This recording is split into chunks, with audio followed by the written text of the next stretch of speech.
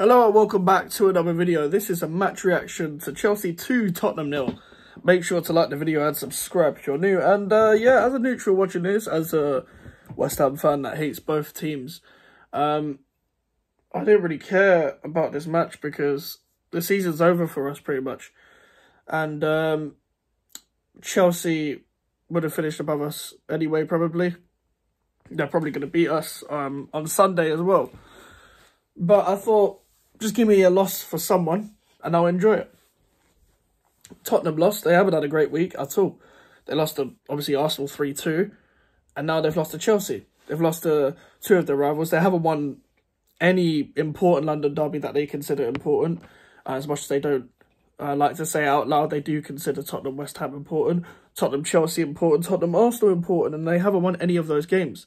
They've only drawn to Arsenal and drawn to, well, us at home, at our place. And, yeah, obviously, Postecoglou is going to come under heat. And Maddison got dropped. You could argue rightly so because of the recent form. I think a lot of people criticising Maddison are overdoing it a bit. But in general, he probably deserved to be dropped. But I actually thought when he came on, they actually had a creative outlet. I'm not saying he did anything mad, but they were actually playing a bit. They had a couple good moves, Tottenham. But overall, they actually couldn't get a Chelsea defence that had Alfie Gilchrist at right back, which is a defence that, especially Leandro Trossard, absolutely terrorised at the time. But Chalobah, I want to give a shout out to Trevor Chalobah, because not only for the goal, but I actually think he's just a genuine, like, good defender. I'm not saying he should stay at Chelsea when they're right at the top or anything, but I'm saying for where they are now, out of all the centre-backs they have, I think Chalobah will do the best job. I don't know what's happened to Badiashile. I don't think he was bad this game, but last season he started off really well. It looked like he was going to be one of them centre-backs that just has way more good games than bad. This season he hasn't been that good, but I do like him as a player, and I do think he'll get back to his best soon. And I don't agree with people saying that Pochettino should stay. As much as I see an occasional Chelsea good performance with sometimes they're playing good stuff, sometimes they're effective. Overall, we've seen multiple times where Pochettino's game management has been poor. I think the 8 games unbeaten from Chelsea was very overstated as well, because 2 of those games were draws to Sheffield United and Burnley. One of the poorest 8-game runs ever. But they played really well this game in terms of defending-wise. In terms of the second half, they didn't really attack that much. They were under the cosh a bit, but what they did do all game was defend really well. And they were actually alright on the ball. Like, Mudryk had a really good first half. Madueke, off the ball and on the ball, was really good. Like, tracking back, he was really good as well. He was filling in really well, and he was taking on Emerson. Emerson Royale had an awful game. Awful game. And I didn't see enough of Pedro Porro, especially with his on-the-ball ability, but it almost became a bit one-dimensional from Tottenham in the end. And they were slowing the game down too much in possession. Like, against Arsenal as well, they were slowing the game down too much. Like, they were passing a lot on the edge of the box. There was no opening. Like, when they were needing a goal, I wasn't seeing enough off-the-ball movement from many people. I haven't seen Son in a while. I haven't seen where Heung-min Son has been. I think Heung-min Son had a good start to the season, but I wouldn't put him anywhere near team of the season or anything like that. You can check out the team of the season on my channel already.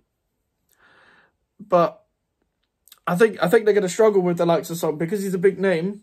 And obviously, I know he got taken off a bit in a couple of the games where Ange started the season.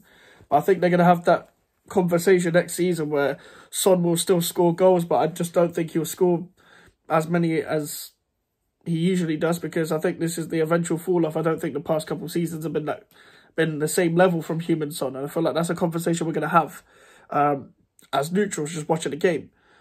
There's a bit of a debate between Sarr and Bentancur right now, I guess, but Sarr, again, he's someone who has had quite a good season, in my opinion, but he didn't really do much today. Bissouma and Højbjerg, it wasn't Bissouma's worst game. He's had way worse games today, but way worse games than today, sorry. But again, probably maybe a bit ineffective. I mean, I don't know what Højbjerg coming on really does. Maybe he's just resting them for Anfield. And I don't think, even though despite despite Liverpool's bad form, I think Liverpool are probably at least going to try and end on somewhat of a high with Jurgen Klopp. With Chelsea, on the other hand, they've barely had a bench. They pretty much played all of their first teamers, plus Alfie Gilchrist at right back, who actually did have a good game. Bit of a no-nonsense about him. I don't really know what he offers as a general footballer, but he actually played quite well today. It's the best game I've seen him in a Chelsea shirt. They had a banner for Conor Gallagher, which I don't really know what's the need for a banner for someone like Conor Gallagher. In my personal opinion, don't really think he's done much for Chelsea. But this is also a second full season. If you get a banner after your second full season, then really your standards have gone terribly low.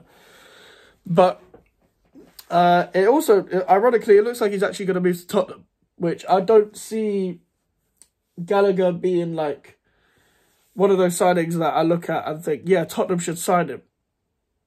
I get the off-the-ball movement. I get the strike, that he can strike a ball. I get he has energy. I get he can make late runs into the box. But apart from striking the ball, I haven't really named many on-the-ball qualities. And I feel like for an Ange Postecoglou system, you've got to have more on-the-ball qualities.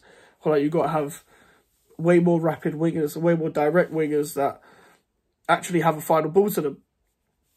Brennan Johnson is very one-dimensional. Very one-dimensional. Unless he's on the touchline trying to take people on, trying to go around the outside. I don't really see enough. I don't really see enough from him. With Son, well, as I said, we're going to have that compensation probably as neutrals. But overall, I don't know where Tottenham go from here. I think a lot of people are probably overdoing it with the Ange Postecoglou criticism as well. I think if depending on the transfer window that Tottenham have, and whether we see the same faults, inconsistency and faults in their performances from last season to next season, I mean from this season to next season, then there's going to be conversations to be had because you got to progress. They had a very good start to the season, and that's mainly the reason why they were still in the top four conversation. It looks like top four is over. Obviously, Aston Villa lost in the Conference League today, and they've got Brighton away. That's not easy either, but with Tottenham having City and Liverpool as well, don't see them winning any of those games. But then again, they always turn up against Manchester City. I don't think they want to this time, but it seems like a very Tottenham thing to not turn up against anyone, turn up against Manchester City and then Arsenal win the league. That's a very Tottenham thing to do. I'm not going to laugh at anyone. I'm happy that at least one of these teams have lost. But, I mean, I'm done with my season. So it is what it is. But that's just my opinion on the game. Let me know your thoughts on the game. Make sure to leave a like and subscribe if you are new. Social medias are in the description if you want to follow me. And the email for the inquiries. And yeah, we're on the road to 500 subscribers before the end of the year. So make sure to subscribe if you're new. And I'll see you guys later. Goodbye.